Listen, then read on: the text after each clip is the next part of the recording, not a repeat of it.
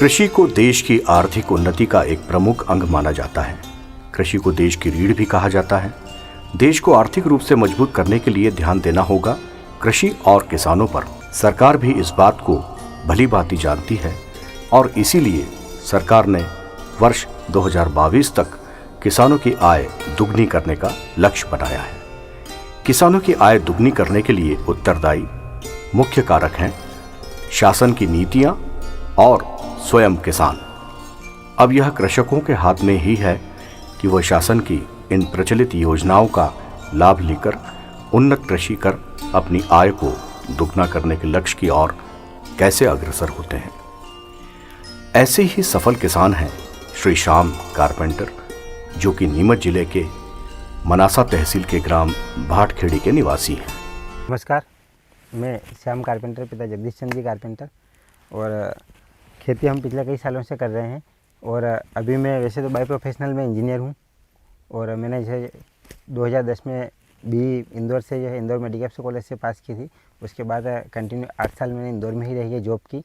और अभी पिछले 3 सालों से मैंने जो है जॉब छोड़ दी और सीनियर इंजीनियर की पोस्ट पे था मैं वहाँ पर प्राइवेट कंपनी में। और वहाँ से जॉब छोड़ के अब मैं पूरी तरह से जो है खेती में संलग्न हो गया हूँ। और खेती में हम सभी चीज़ें अलग अलग वैरायटी की फसल करते हैं, उनको प्रोसेसिंग करते हैं, सारी चीज़ें करते हैं। उसके बारे में बताऊँ आपको। श्री श्याम कारपेंटर को कृषि कार्य विरासत से प्राप्त हुआ है। उनके पिता श्री जगदीश चंद्र जी लगभग 10 वर्षों से औषधीय फसलों की खेती करते आ रहे हैं। उनको औषधीय फसलों की खेती करने के लिए प्रेरित किया था मध्य प्रदेश के प्रथम उद्यानिकी महाविद्यालय कैलाशनाथ काटजू उद्यानिकी महाविद्यालय मंदसौर के वैज्ञानिकों ने। श्री जगदीश कारपेंटर परंपरागत रूप से औषधीय फसलों की खेती कर रहे थे, लेकिन उनके उच्च शिक्षित पुत्र ने इस खेती को एक नई दिशा और नया आयाम दिया है। श्याम कारपेंटर ने कोविड की महामारी की आपदा को अवसर में बदल लिया। श्री श्याम कारपेंटर के कुछ गुण ऐसे हैं जो उन्हें सफलता की ओर ले जाते हैं। आइए इन गुणों का अध्ययन करते हैं। पहला उनका खास गुण यह है कि बाजार की मांग के अनुसार ही वो अपना फसल क्रम अपनाते हैं और किस्मों का विविधीकरण कर वो उसको अपनाते हैं। एक गुण उनमें यह है कि वो बहुत परिश्रमी हैं और सारे कार्य वो स्वयं करते हैं। उनका एक खास गुण यह है कि वो हमेशा नवीन कृषि तकनीकी से स्वयं को अद्यतन रखते हैं, यानी अपडेट रखते हैं। 5वां गुण है अपनी खेती में वो हमेशा नवाचार करते ही रहते हैं। उनकी एक और खासियत यह है कि वे अपनी उपज का प्रसंस्करण और मूल्य संवर्धन करते हैं। 7वां उनका गुण है कि वे समय का बेहतर प्रबंधन करते हैं। साथ ही अपनी कर्षण क्रियाओं के साथ खेती बाड़ी के साथ वे फसलों का अर्थशास्त्र यानी आय व्यय का ब्यौरा भी समझते हैं। श्री श्याम सूचना प्रौद्योगिकी तकनीकी का अच्छा ज्ञान रखते हैं और सबसे महत्वपूर्ण गुण यह है कि वे अपने ज्ञान और कौशल का प्रसार अन्य किसानों में भी लगातार करते ही रहते हैं। आइए हम इन्हीं गुणों पर उनकी खेती बाड़ी को थोड़ा और नजदीक से समझते हैं। श्री श्याम कारपेंटर ने जिले की नीमच मंडी में औषधीय फसलों की बढ़ती मांग को देखते हुए औषधीय फसलों के रकबे में भारी वृद्धि की है। औषधीय फसलों के लिहाज से नीमच मंडी भारतवर्ष की सबसे बड़ी मंडी मानी जाती है। एक ही समय में श्याम ने अपने खेतों में 10 से 12 तरह की औषधीय एवं मसाला फसलों को लगाया, ताकि यदि 1-2 फसल मुनाफा प्राप्त ना हो तो अन्य फसलों से ये मुनाफा प्राप्त किया जा सके। अपने खेत में विविधीकरण को अपनाते हुए अश्वगंधा, सर्पगंधा, कैमोमाइल पुष्प, हल्दी, लहसुन, अफीम, धनिया, अकरकारा, चिया, इन सभी फसलों को वो लगाते आ रहे हैं। इसी प्रकार उन्होंने एक ही औषधीय फसल की विभिन्न किस्मों को भी अपनाया, जैसे अश्वगंधा की 4 किस्में जवाहर असगंध 20, जवाहर असगंध 134, सेम पुष्टि और राजविजय अश्वगंधा 100, इन किस्मों को उन्होंने अपनाया। श्याम जी ने अपने खेत के सभी कार्य स्वयं किए। हर बार वो खुद इसमें मौजूद रहे। खेत पर संपन्न होने वाले सभी कार्य खुद शामिल होकर संपादित करते आए हैं। श्री श्याम कारपेंटर खेत तैयार करते हैं, उसके बाद बीजों का उपचार करते हैं और उसके बाद ही वो बुआई करते हैं। श्याम जी अपनी सभी फसलों का खुद ध्यान रखते हुए अंतःकर्षण क्रियाएं स्वयं ही करते हैं। उनका मानना है कि फसल बुआई के 35 से 40 दिनों तक सघन निराई गुड़ाई करते रहना चाहिए। इससे खरपतवार तो नष्ट होते ही हैं, साथ ही मिट्टी भी भुरभुरी होती है और फसल के पौधों के बीच वायु और पोषक तत्वों के लिए अनावश्यक प्रतियोगिता भी नहीं होती। श्याम जी फसल की लगातार चौकसी करते रहते हैं और किसी भी प्रकार के कीट और व्याधि के प्रकोप होने की दशा में उसका नियंत्रण करने के लिए आवश्यक दवाई का छिड़काव भी स्वयं ही करते हैं।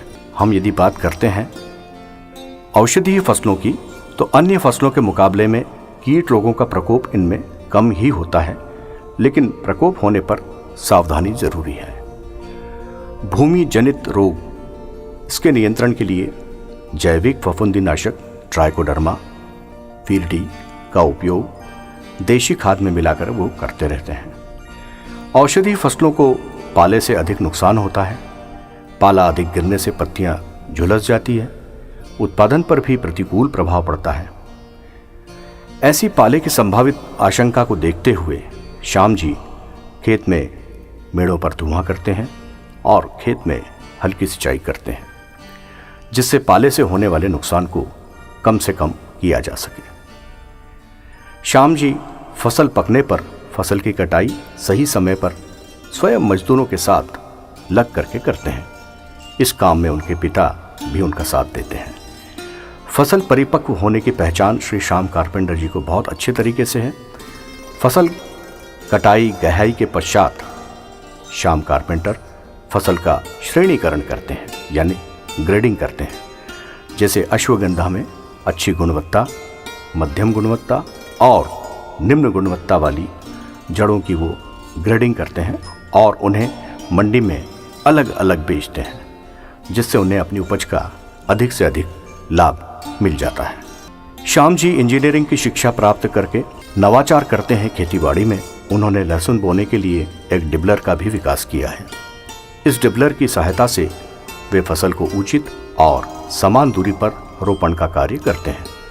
इससे प्रति इकाई क्षेत्रफल में लहसुन की आदर्श पौध संख्या प्राप्त की जा सकती है। साथ ही साथ उत्तम गुणवत्ता की लहसुन को उपज प्राप्त होती है।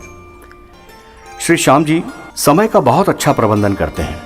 वे दिन भर कृषि कार्य में संलग्न रहते हैं, साथ ही समाज सेवा के कार्यों में भी हमेशा जुड़े रहते हैं।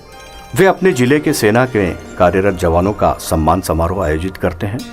इसके अतिरिक्त कोविड महामारी के दौरान जरूरतमंदों को राहत सामग्री वितरण करने का पुनीत कार्य भी उन्होंने किया। वर्षा ऋतु में प्रक्षेत्र पर कर्षण क्रियाएं और आना जाना कम होता है, तो वे समय का सदुपयोग कर उर्वरक के कट्टे से कृषि उपयोगी तिरपाल बनाने का कार्य करते हैं। तिरपाल बनाने में पूरा परिवार वर्षा ऋतु में व्यस्त रहता है और वर्ष में लगभग 50,000 की तिरपाल वो बेच लेते हैं। श्याम जी अपनी प्राप्त उपज का मूल्य संवर्धन करते हैं और अपने खेत पर उत्पादित अश्वगंधा, हल्दी, मिर्ची, धनिया, इन सब की पिसाई घर पर ही करते हैं। वे अपने उत्पादों की आकर्षक पैकिंग में विक्रय करने की ओर अग्रसर हैं। ये जो आप देख रहे हो ये मिनी पल्वराइजर है और ये 2 in 1 है। मतलब इसमें जो है अपन कोई से भी अपना जो धान और ये जितने भी गेहूँ, चना, सब चीज़ें पीस भी सकते हैं और मसाले में भी ये अच्छी काम आती है। और ये पूरा ब्लेड पर्पज से पिसाता है, इसमें पार्ट नहीं है, ब्लेड लगी हुई है। और ये मशीन और ये अपनी तोल कांटा और ये पैकिंग मशीन और ये सब हमको कृषि विज्ञान केंद्र नीमच की तरफ से दिया गया। ताकि हम जो है अपना पिसाई का जो काम कर रहे हैं ऑलरेडी, तो पहले हम क्या करते थे, इसको बाहर पिसवाते थे, मनसा पिसवाने जाना पड़ता था पास की शहर में। तो अब हम जो है सारी चीज़ें घर पे ही पीसने लगे हैं, मिर्ची, हल्दी, धनिया और सारी चीज़ें जो हम औषधि फसलों में भी हम अश्वगंधा का भी पाउडर बनाते हैं और ये घर पे पीस के यहीं पर पैकिंग कर देते हैं। और आधा किलो की पैकिंग में जो है ये 500 ग्राम की पैकिंग हमारे पास उपलब्ध रहती है। श्याम जी कारपेंटर सी मैप लखनऊ जैसे संस्थान से भी जुड़े हैं। इस संस्थान से निकली सेम पुष्टि अश्वगंधा की किस्म का वे बीज उत्पादन कर अन्य किसानों को भी बीज उपलब्ध करवाते हैं। इस प्रकार उनकी उपज का मूल्य संवर्धन होने के साथ साथ अन्य कृषकों को भी उन्नत किस्म का बीज प्राप्त होता है। श्याम जी ने अपने खेत में जल संरक्षण का कार्य भी किया है। उन्हें खेत की मिट्टी खेत में और खेत का पानी खेत में, इस नारे का अनुसरण करते हुए कई कुओं को रिचार्ज भी किया है। इससे वर्ष भर पानी की समस्या नहीं होती और रबी के मौसम में भी कोई जमीन खाली नहीं रह पाती। श्याम जी की एक और खास बात है जो उन्हें अन्य किसानों से अलग बनाती है, वो ये कि प्रत्येक फसल की आय व्यय का लेखा जोखा वे रखते हैं। प्रत्येक कार्य पर खर्च होने वाला व्यय और फसल से प्राप्त आय की पूरी गणना करते हैं। इससे उन्हें फसल चयन करने में बहुत आसानी हो जाती है। कुल खर्चे की अगर बात करें अपन तो लगभग 5,000 रुपये अपना शुरुआती स्टेज पे और 12,000, ऐसे करके 17,000 रुपये प्रति बीघे का खर्चा है। और उत्पादन इसमें 4 क्विंटल तो अपना सूखी जड़ निकल जाती है अश्वगंधा की, और पंचांग निकल जाता है लगभग 10 से 15 क्विंटल के आसपास, और 2 क्विंटल बीज मिल जाता है अपने को। तो ओवरऑल अगर अपन फ़ायदे की बात करें इसमें तो 4 क्विंटल जो है एवरेज भाव इसका 25,000 रुपये क्विंटल के हिसाब से 1 लाख रुपए की अपने को जड़ मिल जाती है, सूखी जड़। और पंचांग का भाव थोड़ा ऊपर नीचे होते रहता है। अगर 5 रुपये का एवरेज भी अपन लेते हैं तो लगभग 10 से 20,000 रुपये तक का पंचांग हो जाता है। तो खर्चा पूरा जो भी होता है वो पंचांग के पैसों से निकल जाता है और अपनी जड़ और बीज का पैसा पूरा अपना बच जाता है। तो एक एवरेजन किसान 1 बीघे से 1 से 1.25 लाख रुपए तक की आमदनी प्राप्त कर सकता है आसानी से, जो कि अगर गेहूं से या चने से तुलना करें तो वो 20 से 25,000 तक ही हो पाता है। अब बात करते हैं अपन कैमोमाइल की। तो कैमोमाइल एक सुगंधित फसल है जिसका उपयोग साधारणतः अपना हर्बल चाय में भी होता है और इससे इत्र भी बनता है, परफ्यूम और इन सब में यूज होता है। साबुन और जितनी भी खुशबू वाली चीज़ें रहती है उसमें इसके जो है ऑयल, कैमोमाइल का ऑयल निकलता है जो ब्लू ऑयल के नाम से जो है पूरे सब जगह बिकता है और इसका भी मार्केट बहुत अच्छा है। तो कैमोमाइल की खेती हम पिछले 3 साल से कर रहे हैं। अपने आत्मा परियोजना के डॉक्टर यतीन जी मेहता द्वारा हमें इसका बीज उपलब्ध करवाया गया था और लगभग 3 साल पहले हमने इसकी खेती की शुरुआत की थी। इसमें हम नर्सरी से लेके लास्ट स्टेज तक सारा काम अपन ने किया था। इसकी नर्सरी हमने यही खेत पे लगाई थी और फिर शुरुआत में हमने इसको जो है बहुत कम रकबे में लगाया था सीखने के पर्पज़ से, और फिर उसमें अच्छा मुनाफा दिखा तो हम इसको आगे बढ़ाते गए। और अगर मुनाफे की बात करें तो शुरुआत में इसके जो है लगभग 35 से 40 दिन के पौधे नर्सरी में तैयार होने के बाद हम इसकी रुपाई कर देते हैं और 1 बीघे में लगभग 5 से 6,000 पौधे लगते हैं और 1 रुपये प्रति पौधे के मान से जो है 6,000 रुपये का जो है इसमें खर्च आता है शुरुआती स्टेज में बीज का। और उसके बाद इसमें दूसरा खर्च केवल तुड़ाई का है जिसमें कि थोड़ा मज़दूर ज़्यादा लगते हैं। कैमोमाइल की फसल में जो है तुड़ाई वाले मज़दूर ज़्यादा लगते हैं। तो ये 1 बीघे में अपना कैमोमाइल जो है सूखे फूल 2 से 3 क्विंटल तक निकल जाते हैं। सूखा के फूल तोड़ के सुखा के फिर बेचा जाता है और छाँव में सुखाना रहता है इनको ताकि इनकी खुशबू बरकरार रहे। तो इसको जो है लगभग 2.5 से 3 क्विंटल तक इसके फूल निकल जाते हैं सूखे और उसका जो मार्केट भाव की अगर बात करें तो ये 40 से 50,000 रुपये क्विंटल के आसपास इसका भाव रहता है। तो अभी जैसे 40,000 का भी एवरेज पकड़ते हैं तो ये 1.25 लाख रुपये की जो है बीघे की फसल हो जाती है और उसमें से मज़दूरों का खर्चा लगभग 40,000 रुपये आ जाता है तुड़ाई का। तो 80,000 रुपये अपने को नेट प्रॉफिट मिल जाता है कैमोमाइल की फसल में 1 बीघे का।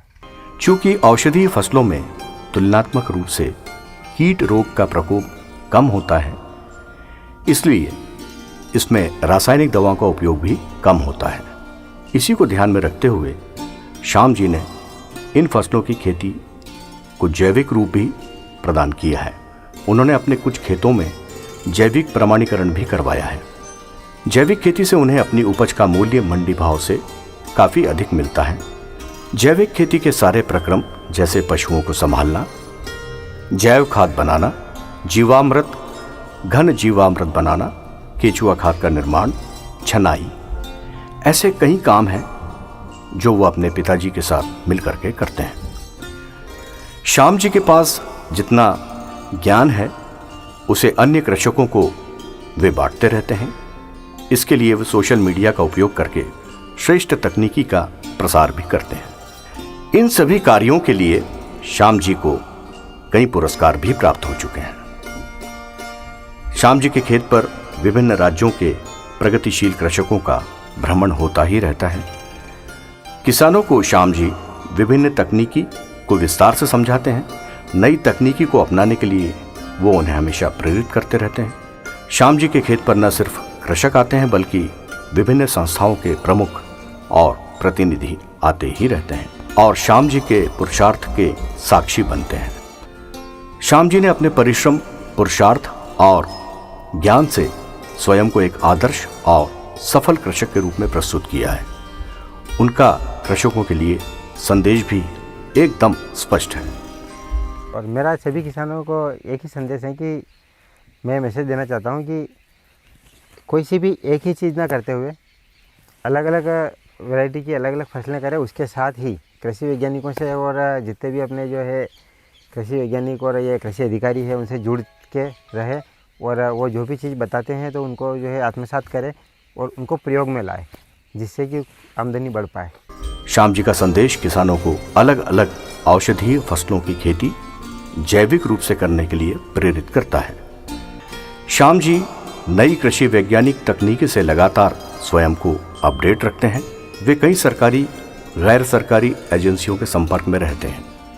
वे अपनी सफलता का श्रेय उनके क्षेत्र में कार्यरत इन्हीं संस्थाओं को भी देते हैं।